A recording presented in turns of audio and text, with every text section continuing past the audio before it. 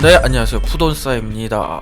지난 라운드에서 약간 이해하기 힘든 상황이 벌어졌는데 이게 또 손흥민 선수와 살짝 관련이 있어서 그 이야기를 해보려고 합니다. 예전에 손흥민 선수가 리디거를 상대로 발길질을 하면서 퇴장을 당했던 기억 모두 있으실 겁니다. 물론 이제 와서 그게 퇴장이 아니라는 그런 얘기를 하는 건 아니고, 다만 다른 리그도 아니고 같은 리그에서 비슷한 상황이 연출이 되었다면 당연히 결과도 같아야 하지 않나 라는 생각이 듭니다. 참고로 저는 손흥민 선수의 첼시전 퇴장은 정심이라고 생각합니다. 손흥민은 퇴장당했지만 히메네스는 퇴장당하지 않았던 그 장면 바로 살펴보겠습니다. 레고 먼저 라울 히메네스의 퇴장 장면. 리즈와 울버햄튼 경기 후반 막판에 벌어진 일입니다. 스로인 상황 이후 히메네스가 키핑을 하는 과정인데 터치라인 근처에서 공이 떠난 이후 코우 선수가 히메네스에게 파울을 합니다. 우리는 이 넘어지는 과정에서 히메네스의 발동작을 살펴볼 필요가 있습니다. 단순히 굽혀진 다리를 펴는 과정이라고 하기에는 꽤나 힘이 들어가죠. 개인적으로 손흥민 선수의 퇴장 장면과 거의 동일하다고 봅니다. 다만 차이가 있는 건 발의 높이? 하지만 발의 높이는 상관없죠.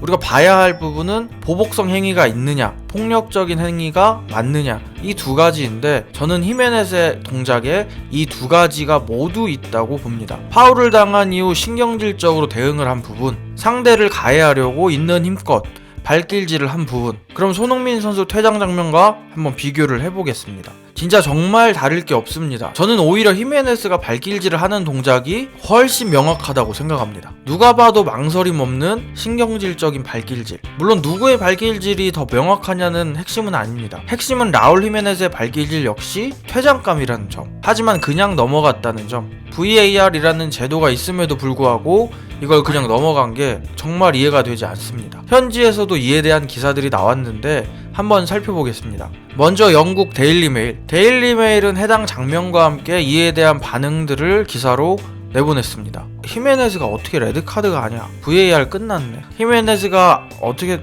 퇴장 안 당했는지 설명해 주실 분. 히메네스가 발로 찼는데 VAR 아무것도 안 하고. 손흥민은 똑같은 파울로 퇴장당했었다. 자극적인 기사를 좋아하는 더선에서도 해당 건을 다뤘는데 라울 히메네스는 운 좋게 퇴장을 피했다. 그리고 심판이었던 마크 알세이가 이야기합니다.